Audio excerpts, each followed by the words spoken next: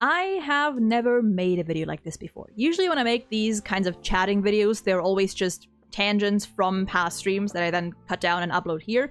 But this one I felt like I wanted to sit down by myself for once because this is a topic that I have been thinking about quite a bit recently.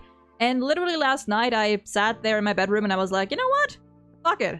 I want to talk about this. So that's what we're gonna do. This is just gonna be a plain and simple, good old little rambling session, and by little, I mean this could end up being 20 minutes long or 46. So, we'll see. Those of you who know me and who have seen some of my content know that I love Hoyoverse games. Now I know some people are already gonna go, oh dear god, sound the alarms, Hoyoshill opinion detected, prepare to mock and discard immediately. And for those of you who actually care about healthy and respectful discussion, you'll be more willing to hear me out first, and I appreciate you. Anyway, I have been playing Hoyoverse games since 2021. My first Hoyoverse game ever was Genshin. I started around the first anniversary. I've been playing the game since. I love it very dearly. I also play Honkai Star Rail and Zenless. HSR I've picked up at launch and have never really stopped playing since. Zenless is the most recent addition to my Hoyoverse brain rot. I'm currently playing all three games, some more than others, and I greatly enjoy all of them. I love the characters, I love the story. I've actually been streaming HSR's story ever since Amphorius dropped. I've been streaming every main story, and I've even made a new account on HSR recently for several reasons, one of them being that I just wanted to re-experience the story, partially to just get a refresher because it has been a while since I played through Belobog and the Luofu, and also just to see how things have developed since then, since the very beginning, approach the whole thing with what I know now, 3 versions later, see what little details they may have hidden in earlier stories that on my first playthrough I naturally wouldn't have caught, but may be able to now. And so far that too has been very fun. And on the topic of story, that is what this video is gonna be all about. Story, story writing, storytelling, story presentations, and my thoughts on certain observations that I've made. Because ever since starting this whole journey and joining the different fandoms and witnessing non-fandom sites, I've been hearing people talk about Hoyo games stories a lot, which makes sense because it's the main focus of most of their games. And there's been one general consensus that I've seen floating around a lot on both sides, both the positives and negatives, which is that Hoyoverse games as a whole have a good story, but very lacking storytelling, or story presentation, whatever it is. And there's 2 major aspects to this that I'm gonna go into in this video, and the first one is going to be story presentation. And this is a little bit of an interesting one because I have never really heard this much conversation about story presentation in particular in other games, even gacha games before. At least not before Genshin. I think ever since Genshin released, those conversations have definitely picked up by a lot, not just surrounding Hoyoverse games, but also other gacha games, specifically those people like to compare to Genshin for better or for worse. And on that note, the opinions on this whole thing have a very wide range. From people willing to engage in open discussion, offering valid criticisms and suggestions on how to improve the game, how to improve the story, to other people judging you for literally just having a good time solely because their definition and criteria of a good story don't match yours. And through the course of listening to people share their thoughts and go back and forth about all this, I have come to a realization about myself and my personal tastes, and also a question that you guys in the comments can give me your personal answers to. And that question is, do people these days value story presentation over the actual story? Now, for me personally, I have always been a very story-driven person. More specifically, I've always been a very character-driven person. My enjoyment of a game, a show, any piece of fictional media pretty much has always hinged on how much I like the characters, how much I like the cast. If I love the cast, we're good to go. If I can't bring myself to get attached to the majority of the characters for whatever reason, then you could throw whatever amazing world building and deep lore you want at me. Chances are I'm not gonna care about it that much. At least not enough to keep playing or watching or whatever. To me, presentation on its own never played a crucial role in whether or not I enjoy a game, but for many others it very much seems to. And I do think that is very interesting and of course absolutely valid, but it's also something that I can't fully wrap my head around just because I don't share that mindset. To me, how much I love or dislike a piece of media is, at the end of the day, always dependent on the actual substance of what's being told. Of course, I'm never gonna say no to pretty cutscenes and CGs and whatnot, but usually those things tend to be more of a bonus than anything. Like, you can present me with the most stunning animations, throw epic cutscenes at me at every corner, and I'll be like, damn, nice. And if it's a game that I'm already into, of course I'll freaking love them. But ultimately, those pretty visuals will probably never convince me to continue or pick up a game, nor will they ever make me drop it, because at the end of the day, that's usually all they are to me. Pretty visuals. They showcase what's happening in the story, but they don't really add any new substance, if you know what I mean. And to me, that is what matters. So when people say how they, for example, dropped HSR because they just couldn't stand the long cutscenes of characters standing around talking and the lack of animated cutscenes or detailed facial expressions, that is something that I can't really understand and personally think is kind of a shame. But let's say that presentation isn't a problem with these games. Let's say that we get plenty of beautiful cutscenes and animations and characters being very active in what they do and say and whatnot. Then people will talk about the story. And this topic is a little more divisive from what I've seen because there's two sides to this. Two usually more extreme sides. One side claiming that Hoyo stories are very repetitive, lots of bloated dialogue, the pacing sucks, etc., versus the opposite end of the spectrum that will accuse these people of not having the attention span to pay attention for longer than 5 minutes and just not wanting to read. And personally, I consider myself somewhere in the middle, though leaning more towards the people just don't want to read. Because I, at least, when playing Hoyoverse games, rarely ever had the feeling that the pacing or dialogue was that bad. At least not nearly as bad as these people make it out to be. And for the longest time, I mainly attributed that to me being a visual novel player, which means that I just have more practice in these kinds of writing styles. I know how to navigate my way around these kinds of stories, and I mean, at the end of the day, that's what Hoyoverse stories are. They are, in essence, just more animated visual novels. That's literally what I tell every person that I recommend these games to. I'm like, listen, the story is great, love the characters, I think the lore is amazing, but be prepared for a visual novel adjacent experience. And to people who haven't really played visual novels before or who just don't like their style and who don't have that skill, because that's really what it is, it makes total sense that these stories will be a lot for them. And to an extent, I still hold this opinion.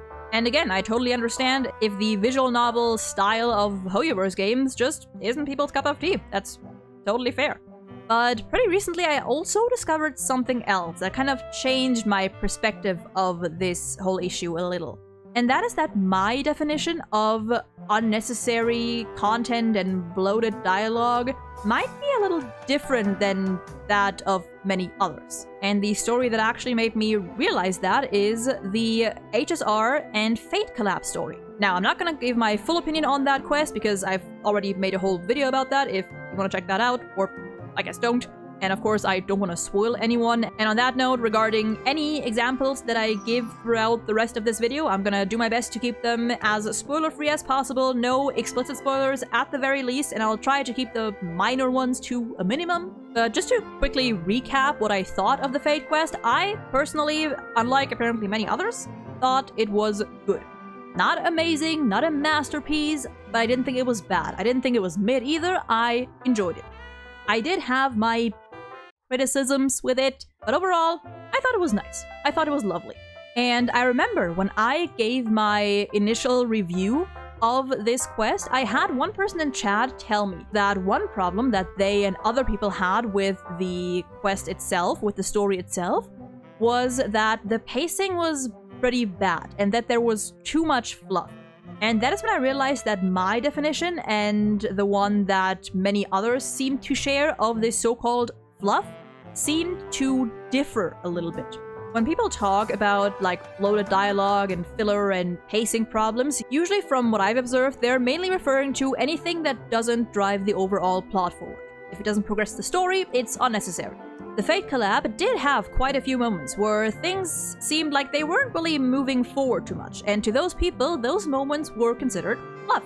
They didn't care for it, they wanted to get it over with. Those moments, a lot of the time, were character interactions. Now, I've mentioned before, I'm a very character-driven person. I play games for the characters first and foremost, and the rest pretty much comes after. And to me, the Fate quest was pretty good because number one, I kind of had a big advantage like from the get-go because literally every character in that quest was like in my top 10 of favorite HSR characters, so that's just a me thing. But also because this quest had so many character interactions, so many little scenes here and there of characters just talking, messing around, bickering, and going back and forth that personally I loved. Because at the end of the day, character interactions of whatever nature are crucial to fleshing out a character's personality. Of course, giving a character an intriguing or tragic backstory and making them take on a major role in the story does contribute to their overall development and gives you a solid impression of what their whole deal is. But a lot of the time, it is only one side of them. It is when you take these characters and you put them in situations with other people, where you can truly observe who they really are. Because both fictional characters and real people just tend to act differently depending on the person they're with.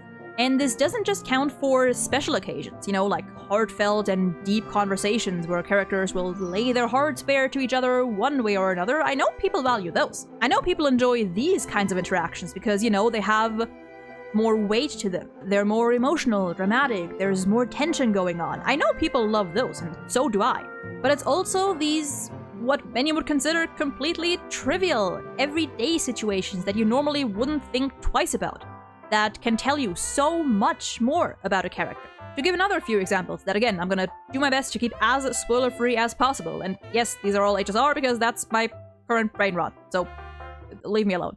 As I've mentioned before, I have been having a blast with Amphorius. Oh, no, I know those chords. No, don't do this to me. Oh no, I don't fucking want to. Joshua Water, can I fucking catch you? We haven't even had the animated short yet, and I'm already fucking crashing out.